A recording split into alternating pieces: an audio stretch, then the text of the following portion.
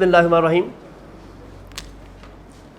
जैसे कि बच्चे आप लोगों को मालूम है कि जो इस सिलेबस जो हमारा कैप का सिलेबस है, कैप 6 का सॉरी, उसमें 3 बड़े एरियाज़ हैं। आई गेस के पहले दिन से जो टीचर आपको बता रहे हैं आपको उसके बारे में कंप्लीट मालूमात है, लेकिन मैं चूँकि सिर्फ अपने एरिया से रेलेवेंट गुफ्तगू करूँगा और मेरा एरिया जो है उसकी परसेंटेज आपके सामने है, that is 35 to 45। I guess के पहले दिन ही अदनान साहब ने आपको बड़ी तफसील से इसके बारे में मालूमात प्रोवाइड कर दी थी कि जो हमारा 2 पेपर हो चुके हैं। एक पेपर हमारा है मार्च 2022 का, और एक है हमारे पास सितंबर 2022 का। ये 2 ही पेपर हमारे साथ अभी हमारे आंखों के सामने है, इससे पहले तो ये पेपर था नहीं। तो जो परसेंटेज हमारे सामने है इस वक्त, जो पहला पेपर आया था उसमें एग्जामिनर ने 35% का पेपर मैनेजरियल पार्ट से पुट किया था, और जो इस मरतबा आया है बच्चे वो पूरा 45% का आया। मैं भी इंशाल्लाह आपसे शेयर भी करता हूँ। अपनी ग्रिड को देख लीजिए, एग्जामिनर ने ग्रिड को वायलेट नहीं किया। 35 मिनिमम थी, ये कितनी है बच्चे? 37। तो अभी भी वो अपनी जो भी उसने आपको ग्रिड एलोकेट की हुई है उस ग्रिड से वो एक स्टेप भी आगे नहीं गया, ना ऊपर बियॉन्ड लॉ साइड से ना अपर साइड से। और इंशाल्लाह ये ऐसे ही रहना है अल्लाह ने चाहा तो, चूँकि जब से आई कैप ने कुछ चीज़ें स्टैंडर्डाइज़ की हैं उसके बाद अब बहुत फ़ायदे हैं कि अब चीज़ें मोस्टली एग्ज़ाम की बाउंड्री में रहती हैं। वरना कभी आप अपने बहुत सीनियर से पूछिए जिन्होंने आज से 10 साल पहले कभी ये चीज़ें पढ़ी हुई हैं, तो कभी बाउंड्री का ख्याल नहीं होता था। लेकिन अब अल्हम्दुलिल्लाह you people are very lucky in this regard कि एग्ज़ामिनर अपनी बाउंड्री का बड़ा ही ख्याल रख रहा है। फाइन। मेरे इस पेपर के अंदर जो आपके पास पढ़ने वाली चीज़ें हैं टोटली वो ये हैं। यूँ समझ लीजिए कि पेपर के 2 पार्ट हैं। मैनेजरियल पार्ट की बात कर रहा हूँ, मैनेजरियल को भी आगे फर्दर 2 पार्ट में तकसीम किया जा रहा है। मैं जी अगर ये हटा दूँ तो आपको रिकॉर्डिंग में प्रॉब्लम तो नहीं होगी? क्योंकि फिर मुझे लिखने में प्रॉब्लम हो, मेरा वो है तो नहीं। अब स्टेंसिल पे मैं कैसे लिखूँगा? करके देखूँ ज़रा जी, आप ट्राई कर लें।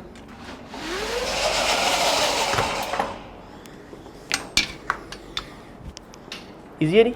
श्योर? अच्छा बच्चे, ये हमारे टोटल पार्ट है।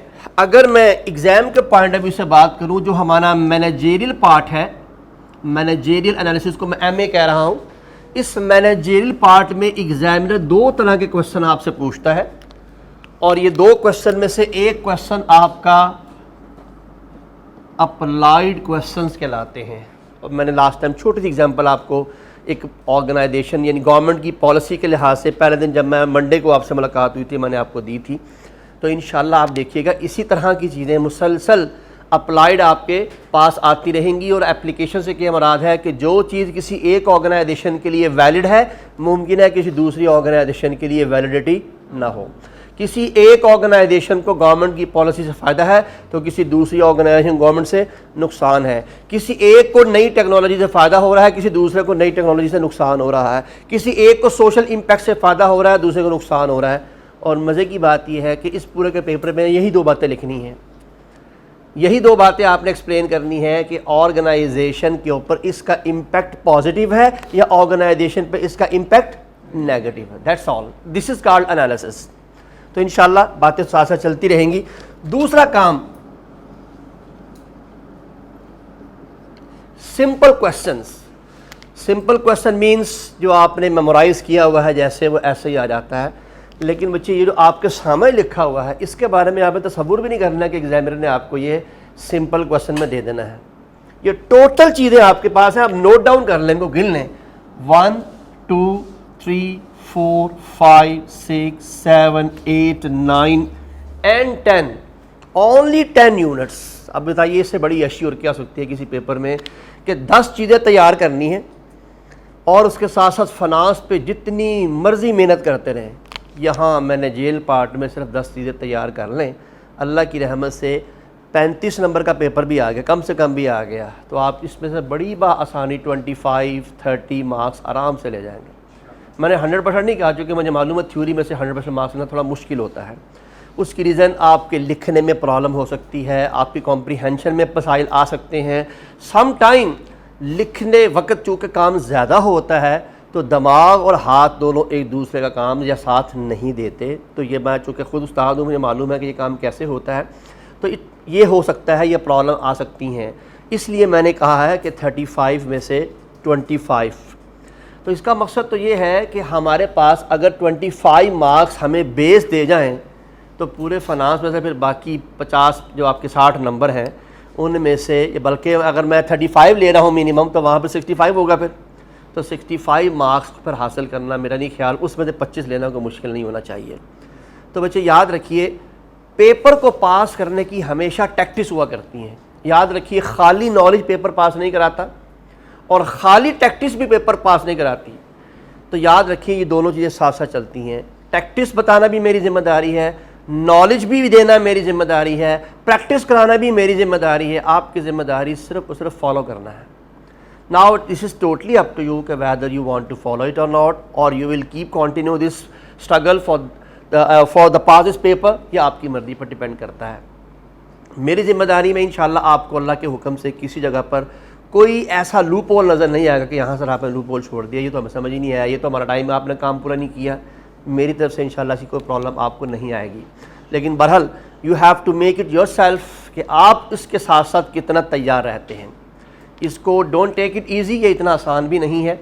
उसकी वजह क्या है, मैंने उस दिन भी आपको बताया था यहाँ क्लास के अंदर कि इसकी डायमेंशंस बहुत सारी हैं। आपने एक डायमेंशन तैयार कर ली तो अभी हज़ारों डायमेंशन रहती हैं, क्योंकि हर ऑर्गेनाइजेशन के जो प्रॉस एंड कॉन्स हैं, हर ऑर्गेनाइजेशन के हालात और वाक़यात, हर ऑर्गेनाइजेशन की working style that is entire different. क्या ख्याल है बच्चे? तो ये बात आप मुझसे ज़्यादा बेहतर जानते हैं, क्योंकि माशाल्लाह आप जब से इस प्रोफेशन के अंदर आए हैं अब तक माशाल्लाह 3 से 4 इदारों का मज़ा चख चुके होंगे पढ़ने के दौरान। कभी वहाँ पढ़ लिया, कभी स्कैन में पढ़ लिया, कभी CFE में पढ़ लिया, कभी राइज में पढ़ लिया, कभी कैश में पढ़ लिया, कभी पैक में पढ़ लिया। क्या ख्याल है, सबका कल्चर एक जैसा है? क्या हर एक का अंदाज़ एक जैसा काम करने का? Hello difference. सैलरी क्या हम कहते हैं, फ़ी स्ट्रक्चर डिफरेंट, काम करने का अंदाज़ डिफरेंट। इसको हम ऑर्गेनाइजेशन का कल्चर कहते हैं। काम करने के अंदाज को ऑर्गेनाइजेशन का कल्चर कहा जाता है। So right now be careful about it, you must keep it in your mind कि आपने ये 6-10 जो टॉपिक हैं, इन 10 टॉपिक में से ये एक अलग टॉपिक है, इसके 2 पार्ट हैं, ये अलग टॉपिक है, इसके अलग 5-6 पार्ट हैं, ये एक अलग टॉपिक है। बस ये आप तैयार कर लीजिए तो यूँ समझ लीजिए कि आपका अप्लाइड वाला एरिया तो तैयार हो गया। बाकी सिंपल वाला काम तो अल्हम्दुलिल्लाह हम चलते रहेंगे, हल्का फुल्का जो है वो अंदाज से हम चीज़ों को निभाते ही रहेंगे। चीज़ों को की थ्योरी तो हमने पढ़नी है। कंटेंट किताब का हमने कोई नहीं छोड़ना, हर कंटेंट पढ़ना है, चाहे वो इतना सा लिखा हुआ है, चाहे वो इतना लिखा हुआ है। This is not our responsibility. हमें नहीं मालूम कि एग्जामिनर उस एक छोटे कंटेंट पे 3 नंबर का सवाल ही ना दे दे, तो हमें 3 नंबर ज़ाया नहीं करने, हमें एक नंबर के लिए स्ट्रगल करनी है। Now the second thing is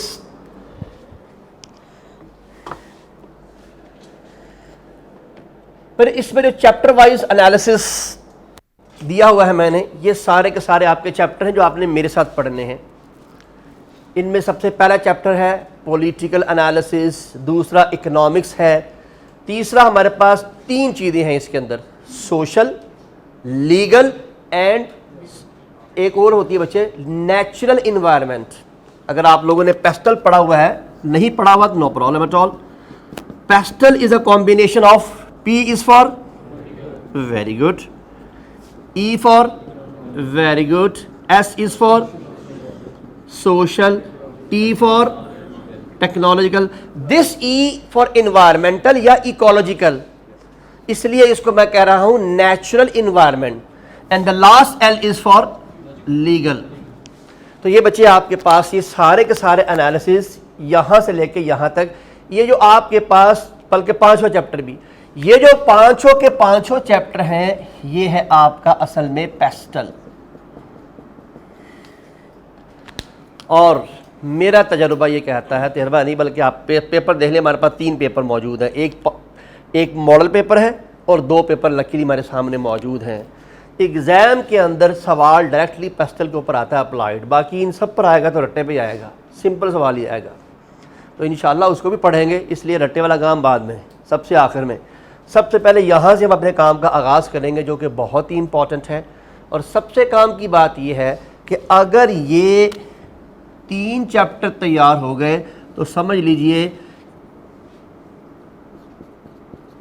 CFAP 3 में किसी किस्म की कोई प्रॉब्लम नहीं होगी, वहाँ पे भी ये 3 चैप्टर ही हैं। तो फ़र्क इतना है कि वहाँ पर इस चैप्टर का नंबर है 2, यहाँ 3, ये 4, और बल्कि मैं उल्टा कर गया हूँ जी, ये चैप्टर नंबर है 2, ये चैप्टर नंबर है 3 और ये चैप्टर नंबर है 4। बस वहाँ ये 3 चैप्टर हैं और यही सबसे मुश्किल है वहाँ पर। बाकी वहाँ पर भी चीज़ें बहुत आसान हैं, इसलिए कि अब CFAP में भी तकरीबन कोई 60% तो नहीं, लेकिन कम से कम को 40-45% वहाँ भी फाइनेंशियल एनालिसिस आ चुका है। लेकिन वहाँ आप फाइनेंशियल एनालिसिस पढ़ेंगे थ्योरी के साथ। थ्योरी से मुराद है कि मॉडल्स आएंगे, यहाँ जो आप फाइनेंशियल पढ़ रहे हैं यहाँ पर प्योर आपकी जो है वो न्यूमेरिकल चीज़ें हैं। वहाँ न्यूमेरिकल प्लस थ्योरी मिलाकर एक मॉडल होगा, उस मॉडल के ज़रिए आप उस काम को परफॉर्म कर रहे होंगे। फाइन, तो इसलिए वो काम ज़्यादा आसान होगा। जी क्वेश्चन है यहाँ से, तो ये काम आपके लिए आसान हो जाएगा अगर आप इसको यहाँ अच्छे अंदाज से पहले तैयार कर लें।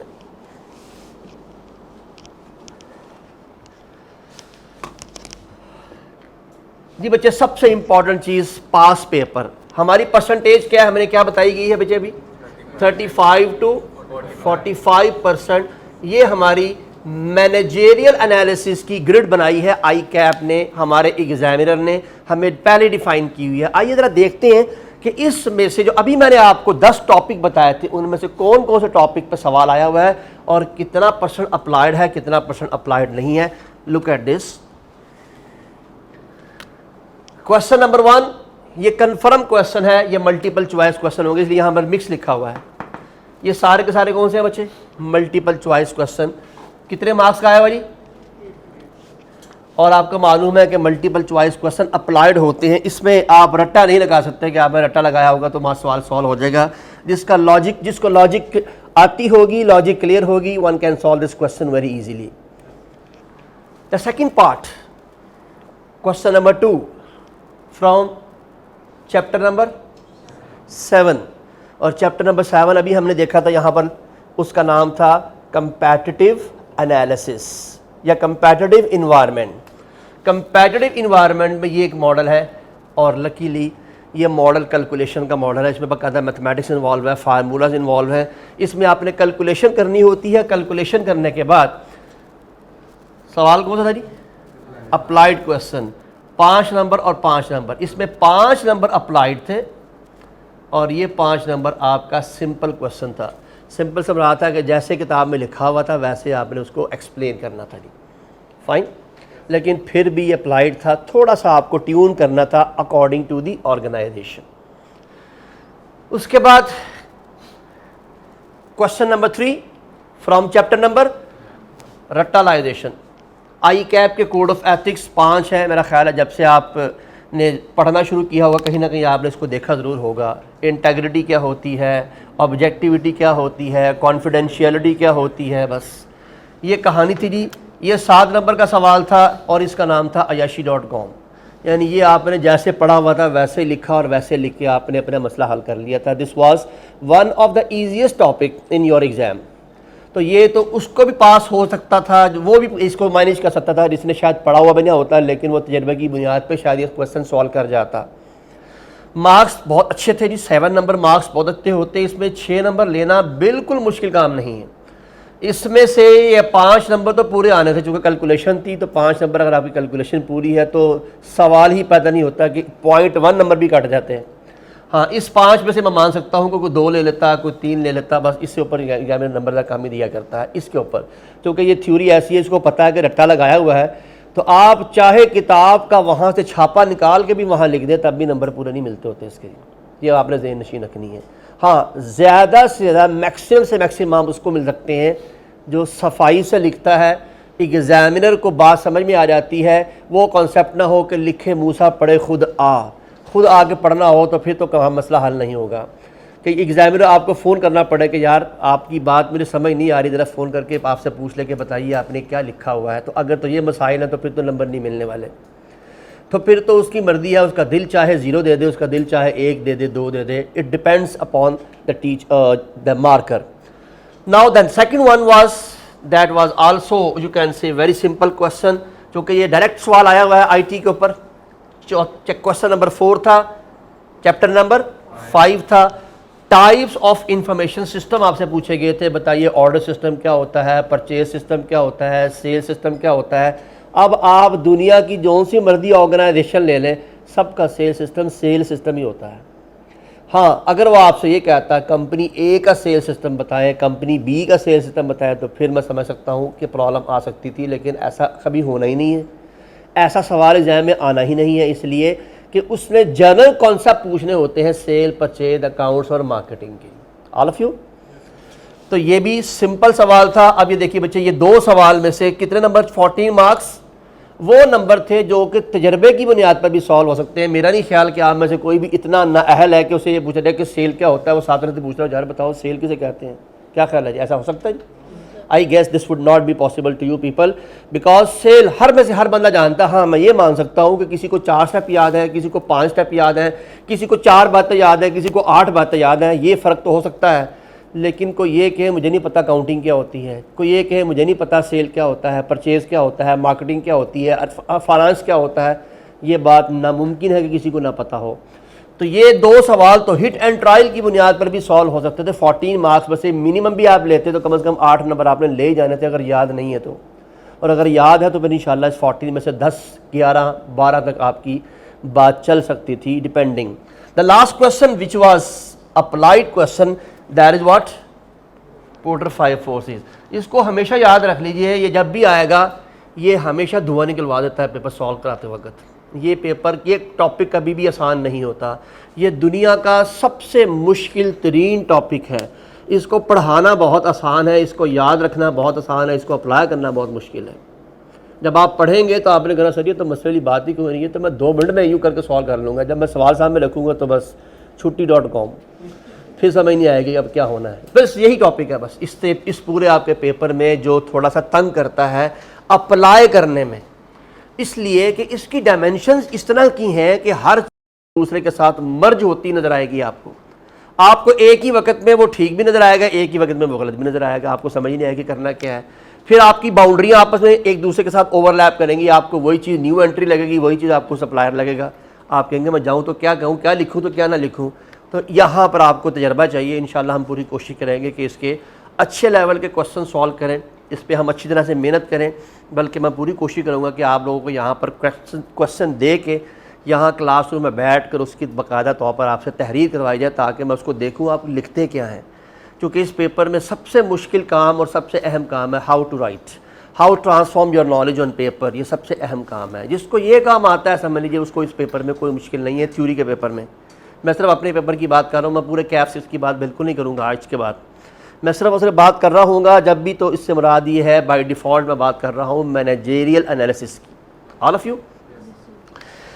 तो ये है बच्चे सबसे अहम और एक इम्पॉर्टेंट काम। अब आगे चलते हैं बच्चे। अगला इम्पॉर्टेंट काम ये है, इस कमिंग एग्जाम में जो इस मरतबा एग्जाम आया है, जरा बताइए बच्चे कितने मार्क्स इसमें से हमारे पास टोटल बने जी? जी ये 40 है। ये ज़रा मिस्टेक थी यहाँ पर, ये मार्क्स यहाँ पर जब हमने एनालिसिस किया था, आई एम सॉरी, तो ये 5 थे जी। तो ये टोटल जो हमारे मार्क्स बने थे वो 37 बने थे। ये एक छोटी सी मिस्टेक है यहाँ पर इसमें। तो ये 37 में से अगर मैं ये 37 मार्क्स आपके सामने रखूँ, तो अब आप खुद ज़रा मुझे बता दीजिए कि इसमें अप्लाइड क्वेश्चन कितने मार्क्स का है और इसमें सिंपल क्वेश्चन कितने मार्क्स के हैं। आप बड़ी आराम से जज कर सकते हैं। सिंपल क्वेश्चन जो है बच्चे वो तो है आपके 14 मार्क्स के लिए। ये देखिए जनाब, ये दो आपके पास है सिंपल, आपके पास वर्किंग करने के लिए। फाइन। अब बाकी कितने रह गए जी? 23। तो अब आपके पास अप्लाइड क्वेश्चन जो है उनकी जो परसेंटेज थी वो कितनी थी जी? 23। तो 23 अप्लाई थी। आइए ज़रा इस मरतबा देखिए, एग्जामिनर ने मीठा तेज़ किया। ज़रा इस मरतबा चीनी ऐसे से डालते हैं ना, पहले 1 चम्मच डाल के चेक करते हैं, हाँ भी अभी मीठा तेज़ है कम है, फिर उसमें और मज़ीद। तो ज़रा चेक कीजिएगा इस मरतबा जी।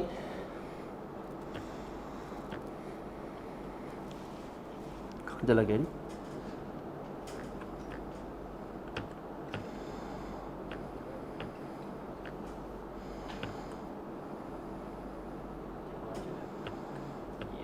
ये आ गया, ज़रा चेक कीजिए ना आप, सारे ही अप्लाइड, सिर्फ सिंपल था तो ये 4 नंबर का जी बस। ये भी तोहफा ही पेश किया उसने, ना कहा चलो यार कुछ तो इनको सिंपल दिया जाए, कुछ तो इनकी लाज रखी जाए कि इन्होंने तैयारी रट्टा लगाया हुआ है, चलो कुछ तो इनको साथ में तोहफतन मिलना चाहिए। तो पंजाबी में इसको चूंगा कहते हैं जनाब, साथ में चूंगा दिया कि लो भाई काम कर लो अपना, वरना अदरवाइज इट इज़ नथिंग, इसकी कोई वर्थ नहीं है। ये भी अप्लाइड, ये भी अप्लाइड, ये भी अप्लाइड, ये भी अप्लाइड, सारे पेपर इवन देन ये दोनों पार्ट अप्लाइड थे। 6 मार्क्स का 3 मार्क्स का। जरा देखिए बच्चे, इसको तो छोड़ते हैं तो हमें पता है मल्टीपल चॉइस क्वेश्चन है। Question number 2 1 political analysis, pastel का सिर्फ पी पूछा है उसने बस। अप्लाइड क्वेश्चन 8 नंबर का, और I guess was one of the difficult question, because जिन लोगों ने तो रट्टे लगाए हुए थे उन्हें काफ़ी मसाइल का पैदा नहीं फेस करना पड़ा होगा, लेकिन जिन्होंने बाकायदा समझ कर इसको समझा था कि ऑर्गेनाइजेशन में पॉलिटिकल पार्ट करता क्या है, और अनफॉर्चुनेटली आपके पूरी किताब के अंदर किसी भी जगह चैप्टर 1, चैप्टर 2, चैप्टर 3, चैप्टर 4 और चैप्टर 5 के इंडिपेंडेंट क्वेश्चन नहीं है। यानी पूरे पेस्टल पे क्वेश्चन तो मौजूद है, खाली पी पे कोई क्वेश्चन नहीं है, खाली इकोनॉमिक्स पे कोई क्वेश्चन नहीं है। आप किताब खोल के देख सकते हैं, आपको खुद ही अंदाज़ा हो जाएगा। लेकिन इंशाल्लाह मैं यहाँ मौजूद हूँ जी, अल्लाह की रहमत से हर चीज़ के हर अलग अप्लाइड क्वेश्चन आपको मिलेंगे, वो भी केस स्टडी बेस। आप यहाँ बैठ के सवाल करेंगे, इंशाल्लाह जब आपकी तसल्ली हो जाएगी, आपको काम समझ में आएगी, हम आगे चलेंगे। इसलिए इसको मैंने सबसे आखिर में रखा हुआ है, पॉलिटिकल ये पेस्टल वाला पार्ट, ये 5 चैप्टर हम आखिर में पढ़ेंगे। पहले हम अपने काम का वो बड़ा एरिया मैनेज कर लें जो एग्ज़ाम में सबसे ज़्यादा आता है, और सबसे ज़्यादा question chapter number 7, chapter number 8, chapter number 9 और चैप्टर नंबर जो हमारा आगे हमने पढ़ना है ये आपका इसका रिस्क का, ये है सबसे ज़्यादा एग्ज़ाम में आते हैं। तो आप यहाँ देख सकते हैं बच्चे, क्वेश्चन नंबर 2 कहाँ से आया जी? Chapter number 1 applied question 8 number का। अब चैप्टर नंबर 9 ये मॉडल है आपके पास, टकर्स 5 क्वेश्चन मॉडल है, एथिक्स का चैप्टर है, 6 नंबर का क्वेश्चन है, अप्लाइड क्वेश्चन था। और मैं समझता हूँ कि सिर्फ वही बच्चा इसको मैनेज कर सकता था जो पढ़ के गया हुआ है, इस पे किसी किस्म का कोई तुक्का नहीं लग सकता था। ये सवाल ही ऐसा है, no chance of any sort of you can say jugglery, any kind of gadget, ये अप्लाई हो ही नहीं सकता था। ये इतना अप्लाई टॉपिक होता है, ये मुश्किल नहीं होता, लेकिन पढ़ने के बाद ही समझ में आता है, उसके बगैर समझ में नहीं आता। Another very good question, value chain, appreciate to the you can say ICAP ने ज़िंदगी में पहली मरतबा वैल्यू चेन पे अप्लाइड क्वेश्चन दिया है। हत्ता कि मुझे सी फैप को पढ़ाते हुए कम से कम 17 साल हो गए हैं सी फैप के ऊपर। 17 साल में कभी आज तक सी फैप के अंदर वैल्यू चेन पे अप्लाइड क्वेश्चन नहीं आया। आया भी तो पहली मतलब माशाल्लाह कैप 6 पे ही आ गए, अभी तक आपके सी फैप में कभी नहीं आया है। तो ये बहुत उम्दा है, बहुत आला क्वेश्चन होता है, बहुत ईजी होता है, बहुत ईजी, लाइक 1 2 3 4 5 6 7, बिल्कुल आसान।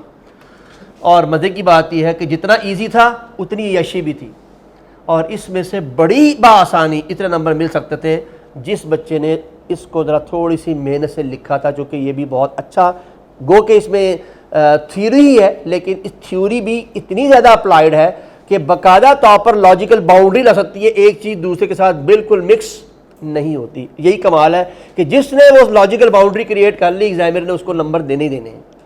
तंगी मैंने कहा सिर्फ एक ही मॉडल में होनी है, पोर्टर 5 फोर्सेस, ये भी मॉडल पोर्टर का ही है, ये भी पोर्टर ने लिखा हुआ है। The last one is what? PLC।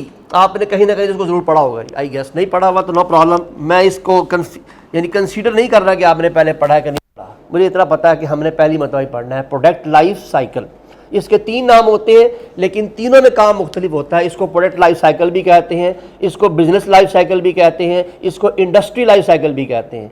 लेकिन इंडस्ट्री लाइफ साइकिल को किसी और अंदाज से पढ़ा जाता है, बिजनेस लाइफ साइकिल को किसी और अंदाज से पढ़ा जाता है, प्रोडक्ट लाइफ साइकिल को किसी और अंदाज से पढ़ा जाता है। ऑल ऑफ यू, ऑल दो के स्टेजेस सेम है, वही 5 स्टेजें PLC में है, वही 5 स्टेजें BLC में है, वही 5 स्टेजें ILC में है, इंडस्ट्री लाइफ साइकिल में। लेकिन पढ़ने का अंदाज फ़र्क है। आपको PLC पूछा रहेगा, product life cycle. Applied question था, 9 नंबर अप्लाइड थे, 4 नंबर आपको उसने सिंपल दिए हुए थे। तब आप खुद चेक कर लीजिए कि इस मरतबा 45 मार्क्स का टोटल पेपर था जी। 45 मार्क्स हैं आपके सामने लिखे हुए हैं। 45 में से सिर्फ 4 नंबर सिंपल थे, बाकी 41 marks applied question. All of you. तो बातें बच्चे याद रखिए, ये आज का दिन जो है ये हमारा ये अल्टीमेटली यूँ मत समझिए कि हम पढ़ कुछ नहीं रहे, लेकिन ये वो हमारे सामने टैक्टिस हैं। अगर ये एक दफ़ा समझ में आ गई तो समझ लीजिए कि पेपर हमारे किसी तरह से मुश्किल हरगिज़ नहीं होगा। इसके बावजूद भी हम इंशाल्लाह पढ़े बगैर यहाँ से नहीं जाएंगे, पढ़ेंगे हम फिर भी बहुत कुछ। ले बच्चे अब चलते हैं अपने एग्ज़ाम की तरफ। एग्ज़ाम तो आपका मालूम है कि आपका पूरा का पूरा 100 मार्क्स का पेपर होगा, जो कि मैं आप इस पर अपना तो सेपरेशन नहीं कर सकता। परसेंटेज 50 है। नंबर ऑफ क्वेश्चन हमें नहीं मालूम, 10 भी आ सकते हैं, 6 भी आ सकते हैं, 7 भी आ सकते हैं, डिपेंड करता है ना। कभी 7 नंबर का क्वेश्चन आ रहा है, कभी 3 नंबर का आ रहा है, तो कभी 2 नंबर का आ रहा है, तो कभी 13 नंबर का आ रहा है। टोटल मार्क्स 100 है। मार्क्स ऑफ ईच क्वेश्चन वो हमें नहीं मालूम। ये मैंने क्या लिखा हुआ है आप लोगों को, मुझे नहीं पता कितनी तैयारी की हुई है आपने इन चीज़ों की। आपको शायद आई कैप के रूल पता होने चाहिए। आई कैप के रूल के मुताबिक आई कैप ने मुख्तलिफ जगहों पर मुख्तलिफ तरह की एग्जामिनेशन स्कीम अप्लाई की हुई है। अगर आप पीआरसी के स्टूडेंट हैं तो T1 आपका टेस्टिंग लेवल अप्लाई होगा। T1 से मुराद टेस्टिंग लेवल 1। इससे मुराद ये है कि आपका कोई एक टॉपिक जो एग्जामिनर आपको देता है, कोई एक टॉपिक, वो मैक्सिमम से मैक्सिमम कितने मार्क्स का आएगा जी? 8 नंबर का है। इसे कहते हैं T1। लेकिन आप चूंकि स्टूडेंट हैं कैफ के, तो कैफ के लिए पर टॉपिक के ऊपर मैक्सिमम क्वेश्चन कितना आ सकता है बच्चे? यानी वैल्यू चेन का क्वेश्चन आया है। बिलफर्स वैल्यू चेन एक टॉपिक है, तो वैल्यू चेन पे 20 नंबर से बड़ा क्वेश्चन नहीं आएगा। पोर्टर 5-4 से एक टॉपिक है, उस पर सवाल आएगा तो मैक्सिमम, तो बच्चे आपने देखा मैक्सिमम की तरफ वो जाता ही नहीं है, वो मिनिमम पे ही रहता है। कोई 10 नंबर का, 7 नंबर का, 8 नंबर का, वो रहता है इतनी के ऊपर है। लेकिन उसने अपने तौर पर एक बाउंड्री आपके सामने रख दी है कि मैं 1 नंबर से लेके 20 नंबर के दरमियान में किसी जगह पर भी ये मार्क्स एलोकेट कर सकता हूं। और जो CFAP के स्टूडेंट हैं उनके लिए है 25 मार्क्स ईच टॉपिक, यानी वहां वैल्यू चेन, वहां पेस्टल, वहां पोर्टर 5-4 वहां PLC 25 नंबर तक का भी आ सकता है। और 21 नंबर का तो मैंने भी देखा हुआ, वहां 21 नंबर तक का सवाल आ जाता है। तो इसका मकसद ये हुआ कि फिर उतना डाटा भी तो ज़्यादा लिखना पड़ेगा ना, जितना मार्क्स होंगे उसके मुताबिक ही हमने काम करना होता है। फाइन। तो इंशाल्लाह यही चीज़ें हमने सीखनी है। सबसे अहम काम हमारा 2 ही है। अप्लाई कैसे करना है, ये पहला काम है। लिखना कैसे है, ये दूसरा काम है। मैं 90% अपने तजर्बे की बुनियाद पे कह सकता हूँ, अप्लाई करना सबको आता है, लिखना बहुत कम लोगों को आता है। सबसे बड़ा एरिया लैक यही करता है कि पता ही नहीं है क्या लिखना है, कहाँ हेडिंग डालनी है, हेडिंग कैसे डालनी है, हमें पता ही नहीं होता। एग्जामिनर उसके बाकायदा मार्क्स काटता है, क्योंकि अनफॉर्चुनेटली हमने सिलेबस कभी खोल कर देखा ही नहीं कि सिलेबस में एग्जामिनर ने हमें बताया क्या हुआ है। एग्जामिनर ने पूरे के पूरे पेपर की स्कीम बताई होती है। पेपर में अगर आप अभी भी देखें तो आपने जो पेपर दिया हुआ है उस पर एग्जामिनर कमेंट्स होते हैं कि इस पेपर में बच्चों ने ये किया, ये नहीं लिखा, ऐसे लिखा, वैसे नहीं लिखा।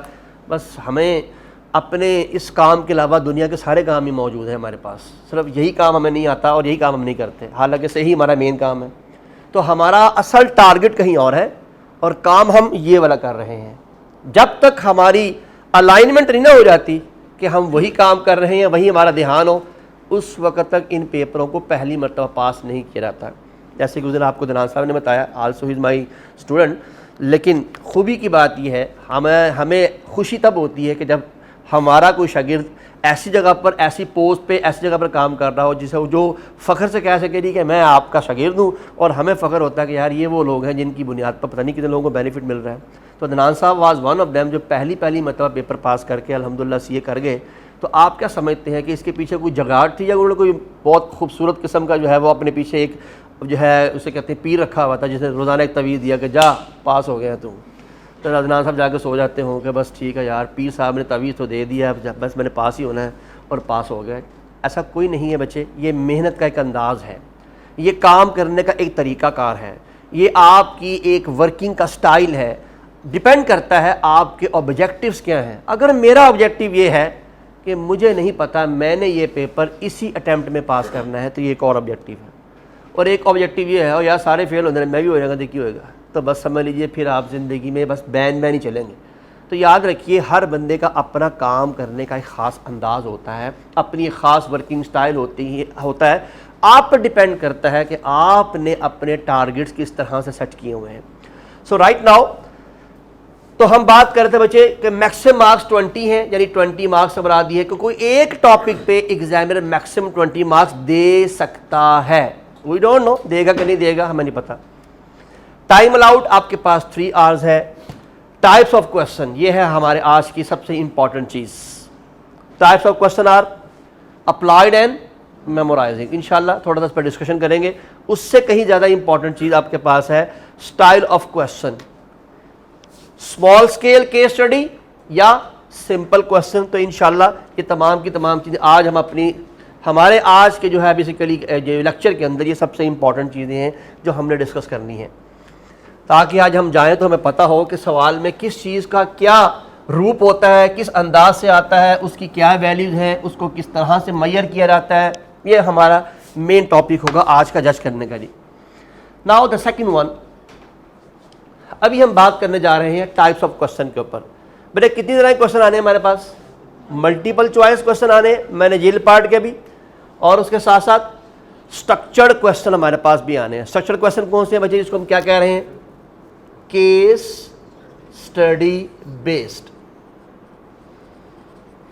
आपको कोई सी छोटी सी केस स्टडी आ सकती है, आपको एक यानी जो फायदा है कैफ लेवल के ऊपर आपको जो मैक्सिमम केस स्टडी आती है वो 10 से 12 लाइंस की होती है।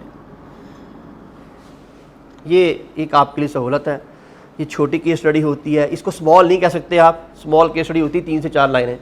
ये ऑलमोस्ट मीडियम स्केल कहलाती है, छोटी भी हो सकती है, ज़्यादा भी हो सकती है, लेकिन मैक्सिमम 12 लाइन्स। एक आधा को आप गुंजाइश दे सकते हैं 13 लाइन्स हो जाए तो डजंट मैटर, इससे कोई फ़र्क नहीं पड़ता, लेकिन मोस्टली ये 12 लाइन तक होती है। और इस केस स्टडी को आप अप्लाई करेंगे अपने इस पेपर के ऊपर। यही आप C5 में चले जाएंगे तो ये 20 पे चली जाती है, और इंशाल्लाह जब आप MSW में पहुंचेंगे तो 3 पेजेस या 4 पेजेस पे चली जाएगी। बस इतना सा फ़र्क है, ज़्यादा फ़र्क नहीं है। नंबर वही है 3 4, बस किसी जगह पेज का लफ्ज़ आएगा, किसी जगह लाइन का लफ्ज़ आएगा। तो बहरहाल वक़्त के साथ साथ बच्चे जैसे जैसे आप आगे चलते जाएंगे उतना आपके पास सलाहियतें भी बढ़ेंगी। यही चीज़ें ऐसे आगे नहीं चलती, सलाहियत के साथ आगे चलती हैं। जैसे जैसे आप काम करते हैं, आप छोटे होते हैं बिल्कुल, जब आपके वालिदैन आपको उंगली पकड़ के चला रहे होते हैं तो आप में से मेरे ख्याल शायद कोई पाँव का वज़न भी नहीं उठा सकता। क्या ख्याल है? आज माशाल्लाह अल्लाह ने ऐसी कुव्वत दी हुई है कि आप चाहें तो 20 kg 100 kg तक भी शायद उठा लें। क्यों? कुव्वत के साथ है ना बच्चे, वक्त के साथ अल्लाह ताला आपके लाइफ में वो सलाहियतें पैदा करते हैं। तो जैसे जैसे वो सलाहियत पैदा होती है वैसे वैसे आप काम करते रहते हैं। छोटे होते तो 3 पहियों वाली साइकिल चलाते हैं। क्यों? इसलिए कि उस वक्त आपको बैलेंस करना नहीं आता, आप बैलेंस नहीं कर सकते, आप 2 पहियों वाली साइकिल नहीं चला सकते। माशाल्लाह अब तो मोटरसाइकिल चलती है एक टायर के ऊपर है, तो अब तो 2 की जरूरत ही पेश नहीं आती। एक टायर पर पिछला वाला जो है वो उस पर चलता है, अगला ख़राब हो जाए, पिछला ख़राब हो जाए तो अगला उतार के पीछे लगा लें बस। माशाल्लाह आपसे ज़्यादा वैल्यू फॉर मनी को कौन जानता है? कॉस्ट एंड बेनिफिट एनालिसिस आपसे बेहतर कौन जानता है जी, कि किस चीज़ का कितना खर्चा है, उस पर कितना जो है आपने एक्सपेंस करना है। बहरहाल मजाक अपनी जगह। तो बात चलते हैं, वापस आते हैं बच्चे। सबसे पहले हम अपने पेपर की तरफ चलते हैं। हमारा पेपर है, हमने 2 तरह के सवालों को ध्यान से देखना है कि ये क्या चीज़ें हैं, कैसे वर्किंग कर रही हैं। जरा देखिएगा, इसमें ये क्लैरिटी में आ रहा है, क्योंकि एक एरिया बहुत इंपॉर्टेंट है जी, इसलिए बच्चों से ज़रा शेयर करना है, वरना मैं उसको नीचे कर दूँ। श्योर? ओके जी बेटे, सबसे पहले हमने कहा कौन सा क्वेश्चन होगा, किसकी बात हो रही है? Case study based. सिंपल सवाल से क्या मुराद है बच्चे? सिंपल सवाल से मुराद ये है आपने जितना काम तैयार किया हुआ है, यानी इसको आपने मेमोराइज किया हुआ है, उस मेमोराइजेशन की बुनियाद पर आप उस सवाल को एज इट इज सॉल्व करेंगे। एक बात याद रखनी है बस, तकरीबन इस सिंपल क्वेश्चन में भी 100 में से कोई 2% 3% एप्लीकेशन होती है। वो क्या एप्लीकेशन होती है? बिलफर्ज एग्जाम के अंदर ऑर्गेनाइजेशन का नाम आया हुआ है ABC, तो आप अब लिख रहे होंगे the information system is this, ऐसा नहीं। As per the ABC and company the information system is performing these kind of activities. क्या किया बच्चे? मैंने कुछ भी नहीं किया, सिर्फ मैंने ऑर्गेनाइजेशन का नाम ऐड किया है। मैं कहता हूं ऑर्गेनाइजेशन हैज 2 पार्ट या इंफॉर्मेशन सिस्टम हैज 2 पार्ट। हम कहते हैं the manual information system and computerised information system. ये नॉर्मली ये दो इस्तेमाल होते हैं। एग्जाम में सवाल आया, लिखना वही है, लेकिन आपने कहना है एज पर द ABC, या इससे भी एक स्टेप पीछे जा सकते हैं। According to the information system there are two kinds of information system, manual and automated. In ABC the manual system is being applied here, being used here, बस इतनी सी बात। तो बहुत ज़्यादा तब्दीली, बहुत लंबा काम नहीं करना, सिर्फ इतना सा बताना है कि 6 में से यहाँ इस ऑर्गेनाइजेशन में कौन सा अप्लाई हो रहा है और जो सा अप्लाई हो रहा है आगे उसी के कंटेंट एक्सप्लेन कर देने हैं, मसला हल हो गया। तो सिंपल भी सिंपल नहीं है, थोड़ी सी इसमें हल्की सी लिटिल बिट एप्लीकेशन है, फाइन। जबकि उसके अगेंस्ट हमारे पास जो दूसरा बड़ा एरिया है, तो इसको हम जनरल मेमोराइजेशन के क्वेश्चन कहते हैं। जनरल मेमोराइजेशन से बना दिया, याद किया और एज इट इज आगे अप्लाई कर दिया। लेकिन अभी आपको मैंने बता दिया है कि इसकी परसेंटेज को बहुत ज़्यादा दिमाग में मत रखें, बल्कि दिमाग में रखा ही ना है, इसको कोई पता नहीं अगली मतलब 3% भी ना आए या 3 नंबर भी ना आए। One of the best area is what, that is applied question. And the applied question में आपके सामने क्या आएगा बच्चे, एनालिसिस। आइए बच्चे, ये बात आपके लिए जानना बहुत ज़रूरी है, बड़े ध्यान से पढ़िएगा इसको, लिए आपके काम की चीज़ है। आपको पता होना चाहिए आज के बाद कि एनालिसिस से क्या मुराद होती है। बच्चे आपको शायद मालूम होना चाहिए, जब आप किसी टास्क का जिक्र करते हैं, टास्क, एक्टिविटी, कोई भी आपके पास वर्किंग, कुछ तो करते हैं ना बच्चे आप। एक चीज होती है काम करने से पहले, यानी इससे क्या मुराद है, टास्क की परफॉर्मेंस से पहले की बात। एक क्या होती है बच्चे, ड्यूरिंग, टास्क परफॉर्मेंस करने या टास्क परफॉर्मेंस के दौरान।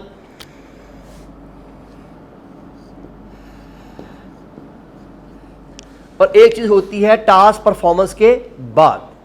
आप अपनी मिसाल ले लीजिए, आप इस वक्त कैफ 6 की तैयारी पेपर से पहले कर रहे हैं। लकीली पेपर के दौरान कोई नया सवाल आया तो आप यूं नहीं कहते छोड़ देते हैं, क्या करते हैं, आप अपने दिमाग को यूटिलाइज करवाते हैं कि अच्छा यार ये भी पढ़ा था, ये भी पढ़ा था, ये भी पढ़ा था। अगर इन चारों को मिक्स करूं तो एक नई बात निकल सकती है, क्योंकि जब मुश्किल सवाल आता है तो आप उसको छोड़ते नहीं है, कुछ ना कुछ उस पर आप हाथ पैर जरूर मारते हैं, कहीं ना कहीं तरीके से उसको मैनेज करने की पूरी कोशिश करते हैं। वो आपकी ड्यूरिंग द टास्क वर्किंग होती है। और फिर आफ्टर के बाद तो रिजल्ट आना होता है, पता लग जाता है कि भाई क्या किया, क्या रिजल्ट आपने क्या लिखा था, क्या आपने एग्जामिनर को दिया था, एग्जामिनर ने आपको अगेंस्ट क्या रिस्पॉन्स दिया। सुन लीजिए बच्चे, जब आप एग्जाम पॉइंट ऑफ व्यू से कोई वर्किंग कर रहे होते हैं या आप अपनी प्रैक्टिकल लाइफ में कोई भी काम कर रहे होते हैं, जो काम करने से पहले परफॉर्म किया जाता है उसे हमेशा एनालिसिस कहते हैं। क्या कहते हैं बच्चे, एनालिसिस। तो अगर आपसे ये कहा जा रहा है मैनेजेरियल एनालिसिस, तो आप काम करने से पहले उसके बारे में सोच रहे हैं कि इसको कैसे किया जाए, इसको क्यों किया जाए, इसको ऐसे क्यों नहीं करना चाहिए, इसको वैसे क्यों ना किया जाए। ये सारी की सारी आपकी लॉजिकल थिंकिंग कहलाती है। ऑल ऑफ यू, जब वही काम आप काम करने के दौरान परफॉर्म कर रहे होते हैं तो उसे कहते हैं मॉनिटरिंग।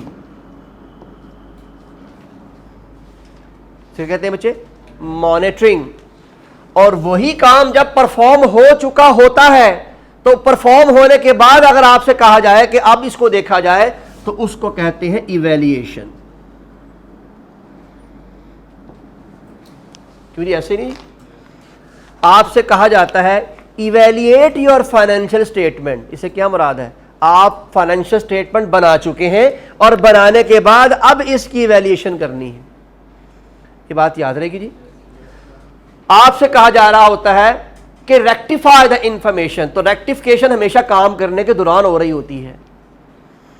और यहां आपके जो जुमले लिखे जाते हैं एनालिसिस के लिए, आपसे कहा जाता है डिस्कस, डिटरमिन, इस तरह के जुमले यहां डिस्कस होते हैं। इंशाल्लाह मैं टर्मिनोलॉजीज आपके साथ शेयर करूंगा, अभी फिलहाल नहीं, अभी वक्त बहुत पीछे है, अभी हम कुछ पढ़ लें उसके बाद बातें करेंगे। अभी मैंने आपको खबरनामे के सिर्फ मेन हेडलाइंस बता दी हैं, ये काम करने वाले हैं। लेकिन एक बात सुन लीजिए, आपकी इतला के लिए अर्ज है, एग्जाम में ये भी आएगा, एग्जाम में ये भी आएगा। अब आप कह रहे हैं सर वहां तो लिखा हुआ है मैनेजेरियल एनालिसिस, तो फिर इवैल्यूएशन क्यों आएगी? इसलिए कि एनालिसिस की बुनियाद पीछे कोई ना कोई डाटा तो होता है ना। अगर मेरे पास बैक्स में कोई डाटा ही नहीं है तो एनालिसिस किस बुनियाद पे करूंगा? तो इसलिए एग्जामिनर इवैल्यूएशन करवा सकता है, लेकिन ये बात याद रखिए इवैल्यूएशन के साथ साथ एनालिसिस जरूर करवाएगा, राइट? तो ये बात आपने याद रखनी है, आपको दोनों चीजें आ सकती हैं। अभी आपने काम परफॉर्म नहीं किया, आपसे एनालिसिस करवाया जा सकता है, और दूसरे सूरतों में आपसे काम हो चुका है और आपसे कहा जा रहा है एनालाइज। इससे मुराद ये है कि पहले पीछे देख लो क्या करके आए हो, अगली बातें बाद में करना। कुछ बात समझ आई? श्योर? तो आपने किन दो बातों का ख्याल रखना है? पास्ट और उसके बाद डायरेक्ट फ्यूचर। प्रेजेंट की बातें आपको करने की शायद ज़रूरत पेश ना आए इस एग्ज़ाम में। आप कहाँ से चले थे और अब आपका टारगेट क्या है?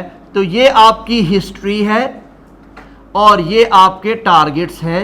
एग्जामिनर इन दोनों के मुतालिक आपसे पूछ सकता है कि आपने किस तरह से वर्किंग करनी है, ऑल ऑफ यू। और ये दोनों की दोनों बातें एक ही सवाल में होती हैं, ये दोनों की दोनों चीज़ें एक ही सवाल में होती हैं। बस एक बात में आप ज़रा थोड़ा सा मुतमईन रहें, वो ये है कि आपके ज़हन में एक सवाल आएगा कि सर ये करना कैसे है। इस पे एग्जामिनर सवाल सिर्फ 5% देता है, यानी 5 नंबर से ऊपर का सवाल इस पर नहीं देता। मैं भी इंशाल्लाह उसको भी डिस्कस करता हूँ। आपको इस तरह की लंबी लंबी बातें एग्जामिनर को नहीं बतानी पड़ेंगी। अभी फ़िलहाल आप इतना याद कर लीजिए, ये क्या लिखा हुआ है? Analysis of current position. तो करंट पोजीशन में बैठकर जो पीछे हो चुका है उसके बारे में बताना है, और जो इसकी वजह से आगे फर्दर इंपैक्ट आ सकता है वो भी बताना है। इन दोनों को क्या कहेंगे? एनालिसिस। ऑल ऑफ यू, कोई एम्बिग्युइटी तो नहीं है इसमें बच्चे? मैं फिर रिपीट कर रहा हूं, इस वक्त आप कहां खड़े हैं, आपकी ऑर्गेनाइजेशन किस पोजीशन पे है, ये करंट पोजीशन है। और करंट पोजीशन एनालिसिस क्या बताता है? आप पास्ट में क्या करते हुए आ रहे हैं और जो आप करके आए हैं अब आइंदा इस पर क्या इंपैक्ट सामने आएगा, उसे कहते हैं एनालिसिस। ऑल ऑफ यू, अब इसमें कोई एम्बिग्युइटी आपको नहीं होनी चाहिए। This is very simple and very easy to understand. Fine. आपकी ऑर्गेनाइजेशन की फाइनेंशियल पोजीशन आपके सामने मौजूद है। क्या ख्याल है बच्चे, अगर ऑर्गेनाइजेशन के पास इस वक्त सेल कम हुई है तो आइंदा आने वाले फ्यूचर के अंदर कैपिटल कम होगा ना? तो कैपिटल कम होने की वजह से क्या ख्याल है, अगर आपने कोई नई मशीन खरीदनी थी, कोई आपने नया प्रोजेक्ट शुरू करना था, क्या वो आसानी से शुरू हो सकेगा? तो क्या ख्याल है, अब यहाँ प्रॉब्लम आएंगी ना। हाँ, सोल्यूशन क्या हो सकता है? One of the solution is financing. लेकिन मैंने कहा कि एग्जामिनर सोल्यूशन कम ही मांगेगा आपसे, मांगेगा ज़रूर, ये मैं आपको बता दूँ, उसे छोड़ना नहीं है आपको, लेकिन बहुत रेयर चांस, उसको आपका लेवल पता है कि इस लेवल पे अभी सोल्यूशन देने वाला डेवलपमेंट नहीं हुई होती, अभी मुश्किल काम है, अभी आप सोल्यूशन नहीं दे सकते, लेकिन वो फिर भी आपकी थोड़ी सी तैयारी के लिए आपको सोल्यूशन मांगेगा। और मैं दावा तो नहीं करता, लेकिन मुझे पता है कि वो सोल्यूशन किताब में जो लिखा होता है वही मांग रहा होता है, बस जो लिखा हुआ वो यहाँ पर दोबारा। ये सिंपल क्वेश्चन है आपके लिए।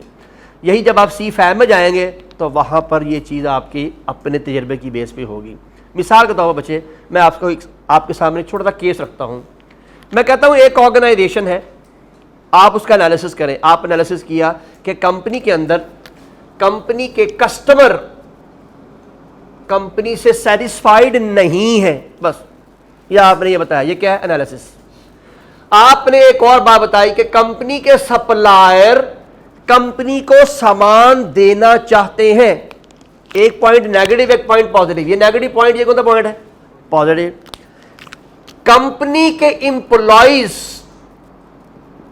उनके दरमियान में काफी कॉन्फ्लिक्ट्स है, एक दूसरे की लेग पुलिंग कर रहे हैं। नेगेटिव पॉइंट, पॉजिटिव पॉइंट, ये सारा का सारा क्या हो रहा है? एनालिसिस। ऑल ऑफ यू, आपने क्या किया? कंपनी को ध्यान से देखा, कंपनी में मुख्तलिफ चीजों को आपने ऑब्जर्व किया, लोगों से इंटरव्यू किए या मालूमात ली। बहरहाल ये काम आपने पेपर में तो नहीं करना, लेकिन एनालिसिस ऐसे ही होता है। आपने ये देखा, फिर आपने देखा कंपनी के प्रोसेस, तो कंपनी के प्रोसेस भी काफी वीक हैं। इससे क्या मुराद है कि काम करने का कोई ढंग नहीं है, कोई सीक्वेंस काम करने का सही नहीं है। कंपनी के पास जो टेक्नोलॉजी है वो बहुत लेटेस्ट है। ये कौन सा पॉइंट है? तो बच्चे प्लीज इस सारे को आप एनालिसिस कहते हैं। जब आप इसके प्लस और नेगेटिव पॉइंट को आप एक्सप्लेन कर रहे होते हैं, प्लीज एग्जाम में आपने ये नहीं बताना ये नेगेटिव है या पॉजिटिव है, आपकी कॉम्प्रीहेंशन खुद बता देगी ये नेगेटिव है। फॉर एग्जांपल, अगर मैं ये एग्जाम में लिख रहा हूँ कि there is high conflict between the employees, तो क्या मुझे लिखने की जरूरत है कि दिस इज नेगेटिव पॉइंट? बस ये जुमला ही खुद ब खुद एक्सप्लेन कर रहा है। And the customer satisfaction level is very high, तो ये खुद ब खुद प्लस पॉइंट है। आपको बताने की जरूरत नहीं है कि ये प्लस है ये नेगेटिव है, ये तो हम समझने के लिए बता रहे हैं। ये है एनालिसिस। बच्चे होना क्या चाहिए इसके बाद एग्जामिनर को क्या पूछना चाहिए आपसे जी? सोल्यूशन पूछना चाहिए ना कि आप बताइए कस्टमर को सेटिस्फाई कैसे करें, क्या ख्याल है एम्प्लॉय के दरमियान में कॉन्फ्लिक्ट को कैसे रिजॉल्व करें, क्या ख्याल है, ये पूछना चाहिए ना कि प्रोसेस को किस तरह से ऑर्गेनाइज करें। ये सोल्यूशन कहलाता है। यहाँ सी फैट पे तो आपको ये सोल्यूशन खुद से देना पड़ेगा। कैफ लेवल पे इंशाल्लाह 90% किताब में सोल्यूशन के मोड में मौजूद होगा, बना हुआ तैयार पड़ा हुआ, बस यूँ उठाना है और आपने अप्लाई करना है बस। ऑल ऑफ यू पक्की बात है, समझ में आ रही है बच्चे? ये है हमारा पेपर, ये इतना सा काम है, बस ये इतनी सी दुनिया पढ़नी है आपने, लेकिन किसी थ्योरी के तहत।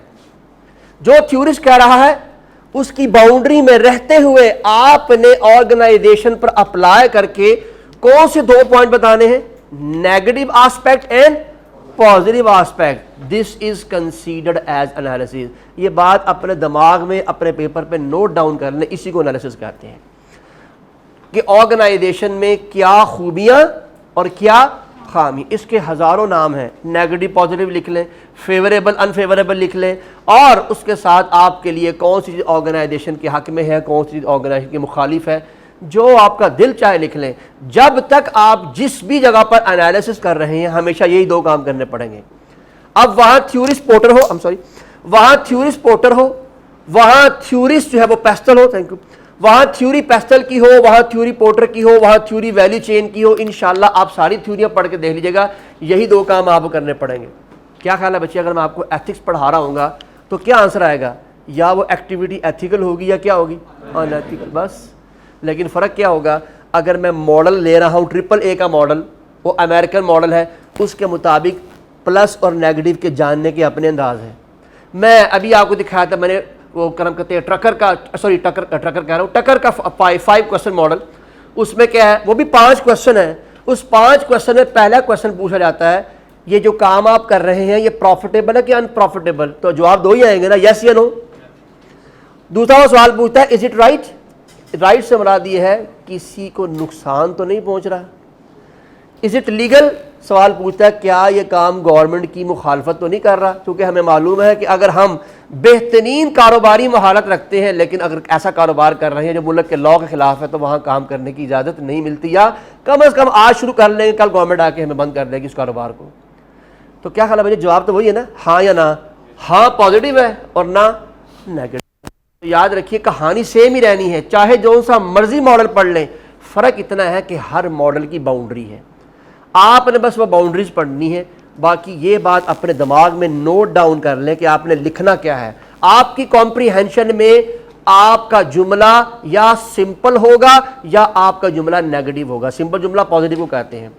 तो आपका सिंपल जुमला सादी बात बता रहा है, पॉजिटिव बात बता रहा है। जहां आप नेगेटिव सेंटेंस इस्तेमाल करेंगे, was not, were not, is not and will not, तो इसका मकसद ये है कि ये काम आपका ठीक नहीं है। All of you. तो हमारा काम बड़ा मामूली सा है, बड़ा छोटा सा है। आप सब टेक्निक से याद कर लीजिए, इंशाल्लाह मेरे अल्लाह ने चाहा तो आपको किसी किस्म की इस पेपर के इस पार्ट में प्रॉब्लम का तसव्वुर भी न करें आप। फाइन जी। जी जनाब, तो इसका दूसरा पार्ट क्या है जी? सॉल्यूशन। तो मेरे ख्याल के मुताबिक 95% जो एग्जाम में क्वेश्चन आते हैं वो एनालिसिस के आते हैं मेरे मैनेजरियल पार्ट में से, और 5% के नज़दीक कोई सॉल्यूशन मांगा जाता है। और ये सॉल्यूशन भी इंशाल्लाह आपको बिल्कुल तंग नहीं करेगा मेरे अल्लाह ने चाहा। फिर भी मैं आपके साथ एक प्रैक्टिस ज़रूर करूँगा क्लास के अंदर। मिसाल के तौर पर हमने एक सवाल में एक एनालिसिस किया, एनालिसिस आ गया, सवाल का अगला पार्ट कुछ भी नहीं है, लेकिन मैं आपसे ज़रूर पूछूंगा बताइए इसका सलूशन क्या है आपके दिमाग में। हम कुछ तो निकालेंगे ना क्लास में उसका सलूशन। जब हम सलूशन पे मेहनत करना शुरू करेंगे तो अल्लाह ना करे एग्ज़ाम में कोई ऐसी प्रॉब्लम फेस करना पड़ी तो क्लास की प्रैक्टिस आपको याद आएगी कि फ़लाँ वक्त पे ऐसे काम हुआ था, ऐसे काम किया था, ये काम किया था। वो सारी की सारी चीज़ें एक दफ़ा आपके दिमाग में एक रील की तरह चलेंगी और इंशाल्लाह आप वहाँ पर कुछ ना कुछ परफॉर्म करके आएंगे जी। फाइन जी। अब चलते हैं बच्चे अगली स्टोरी की तरफ। ये स्टोरी गो कि आप लोगों ने मेरा ख्याल में से किसी ने पीआरसी में कभी नहीं पढ़ाई आई कि आप में से किसी ने पढ़ा हुआ पीआरसी, कोई एक पेपर भी दिया हो, क्योंकि सारे मल्टीपल चॉइस क्वेश्चन होते हैं वो। तो बहरहाल कोई बात नहीं पढ़े, इसलिए मैं अपना काम पूरा करके आऊँगा जी। मल्टीपल चॉइस क्वेश्चन 3 तरह के होते हैं। Number 1 simple, number 2 confusing, number 3 logical. All of you 3 तरह के सवाल होते हैं मल्टीपल चॉइस क्वेश्चन के अंदर। आइए तीनों को जरा तफसील से देखते हैं कि ये तीनों के तीनों सवाल किस अंदाज से काम करते हैं और इनकी बेसिक वर्किंग क्या होती है।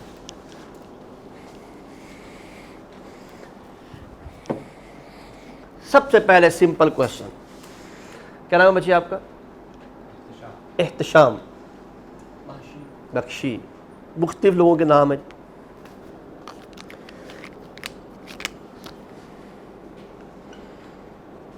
What is your name? ये क्वेश्चन है जी। Question number 1, sorry part A, part B, part C, part D. Part A में मैं लिखता हूं जी अली, पार्ट बी में मैं लिखता हूं एहतिशाम। आई से लिखते हैं, ई से लिखते हैं? चलिए अब मैंने लिख दिया जी, नहीं मैं इसकी बात कर रहा हूं। पार्ट सी में मैं लिखता हूं for example Noor, and part D में मैं लिखता हूं काशिफ। तो ध्यान सुनिएगा मेरा सवाल। मैं एहतशाम से पूछता हूं what is your name and select from here, तो क्या ख्याल है एहतशाम कह सकता है? हो सकता है मेरा नाम काशिफ हो, ऐसा पॉसिबल है? सवाल ही पैदा नहीं होता। ये कि ये किसी और मोड में हो तो मुझे नहीं पता, लेकिन अगर ये अपने असल मोड में है और अपनी दुनिया की मूड में है तो इंशाल्लाह अल्लाह ने चाहा तो ये कहेंगे sir B is the right answer. ऐसे ना बच्चे, इस सवाल को सिंपल क्वेश्चन कहते हैं, यानी ऐसा नॉलेज जिसमें कोई एम्बिगुइटी नहीं होती। मैं उसे कहता हूं कि ये बेसिकली आपके सामने, मैं आपके सामने 25.5, 27.9 2 4.3 1 11 and 100 for example A B C D E F and G। ये मैंने आपके सामने एक क्वेश्चन रखा है। मैं आपसे कहता हूं, आपको शायद मालूम तो होगा एग्ज़ाम के अंदर, अब तो चूँकि आप माशाल्लाह पीआरसी का पेपर ऑनलाइन नहीं देते, इस बॉक्स से क्या मुराद होती है? इस बॉक्स से मुराद होती है आंसर एक से ज़्यादा है। अगर आपने पीआरसी का पेपर दिया हुआ है या किसी को पता हो, अगर क्वेश्चन के आगे यानी इनके आगे बॉक्स लगे हुए हों तो इससे क्या मुराद है? आंसर एक से ज़्यादा है। और अगर यहाँ पर ये वाले गोल सर्कल लगे हुए हों, only one answer is valid. All of you, क्योंकि इस सर्कल में आप किसी एक बॉक्स को क्लिक कर सकते हैं, एक से ज़्यादा बॉक्स को क्लिक करने की ऑप्शन ही नहीं होती कंप्यूटर के अंदर। इसे टॉगल बटन कहते हैं, इसको डिसीजन बॉक्स कहते हैं। ये बच्चे मेरे पास मौजूद है, बिलफर्ज समझ लीजिए। मैं आपसे सवाल ये पूछता हूँ, differentiate decimal values from the given figures. हाँ जी भैया, विच वन इज डेसिमल?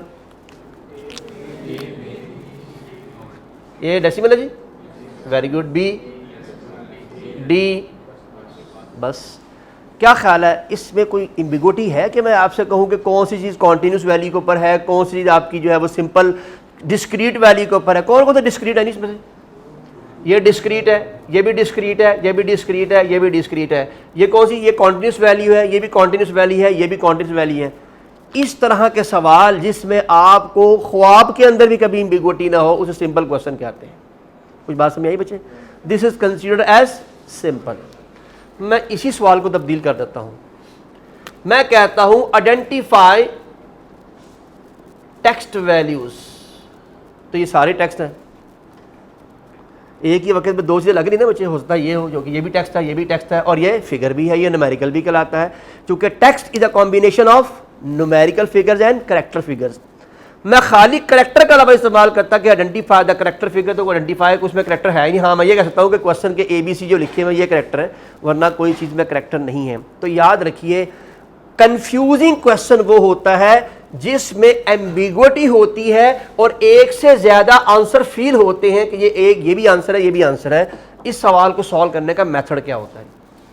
मेरे क्वेश्चन जरा ध्यान से देखिएगा। मुझे लग रहा है कि ए भी ठीक है और मुझे लग रहा है सी भी ठीक है। दो आंसर है मेरे बिल्कुल परफेक्ट है और दोनों आंसर में से मैंने किसी एक को चूज करना है। कंफ्यूजिंग है ना बच्चे? तो याद रखिए, जो भी आपका आंसर है आप ये देखेंगे कि ए इस आंसर के कितने परसेंट नजदीक है, बी इस आंसर के कितने परसेंट नजदीक है। बच्चे मुमकिन है ए जो है वो 95% एक्यूरेट है और जो सी है वो अराउंड कोई 70% एक्यूरेट है। अब ये बात आपको कोई बताने नहीं आएगा कि 70% है कि 80% है, ये आपकी जजमेंट है। आपको खुद फील होना चाहिए कि ये इसके मुताबिक है या नहीं, इसलिए कि कुछ चीज़ों के अंदर दो ऑप्शन होती हैं, कुछ चीज़ में एक ही ऑप्शन होती है। आइए मैं इसका एक सवाल बनाता हूँ, इस सवाल को देखिए।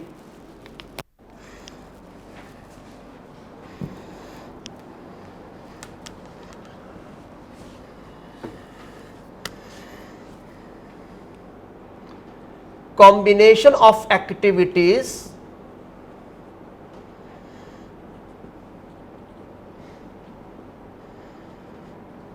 to earn profit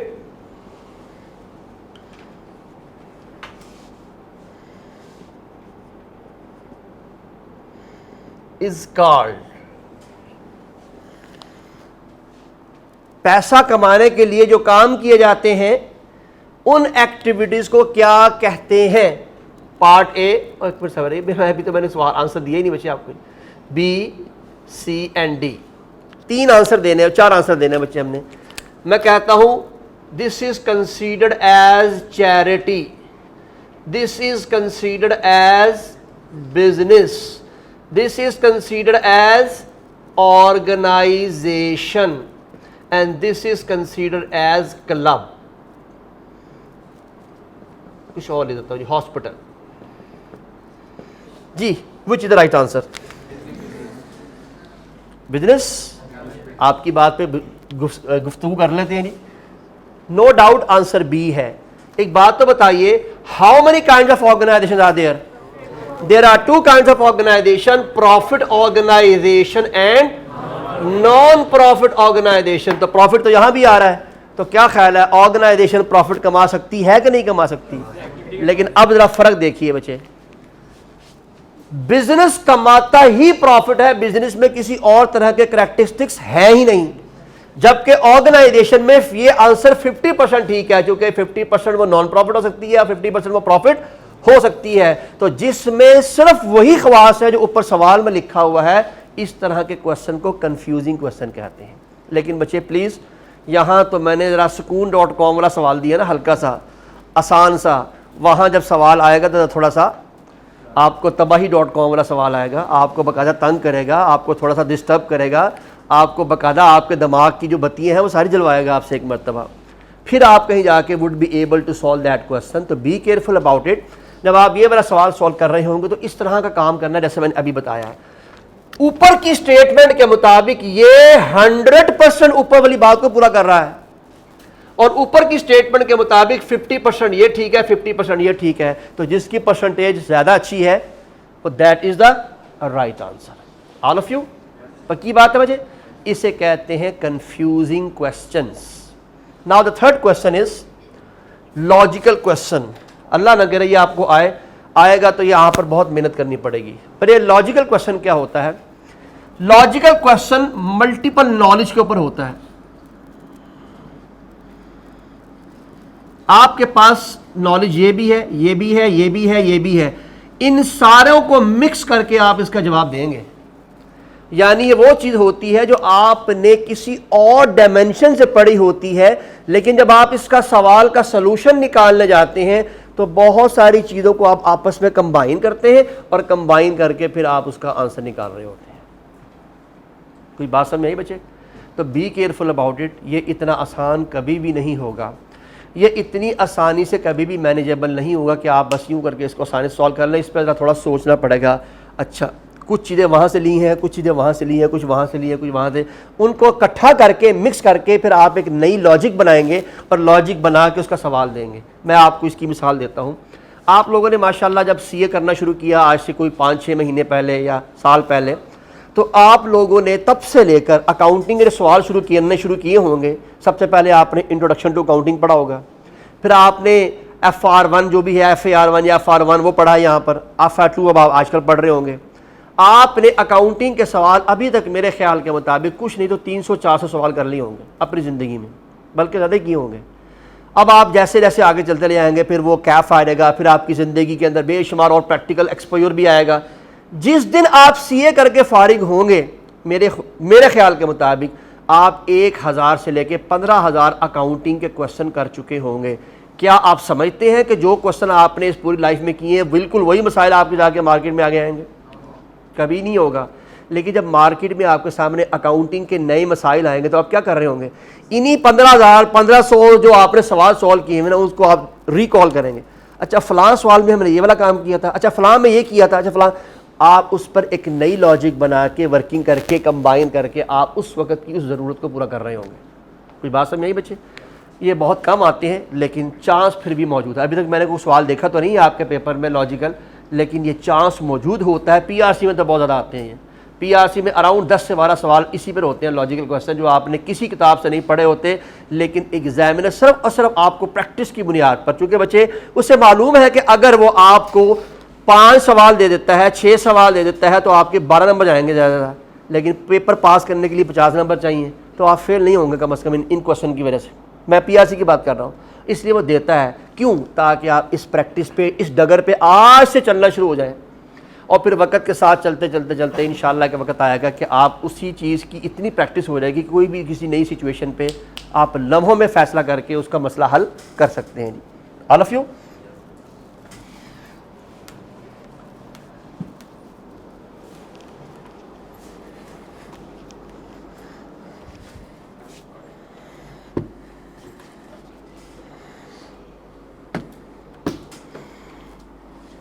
ले बच्चे जरा प्लीज़ अप्लाइड क्वेश्चन और सिंपल क्वेश्चन का फ़र्क भी देख लीजिए, ताकि हमें दोनों की स्टेटमेंट का भी फ़र्क होना चाहिए, पता होना चाहिए जी।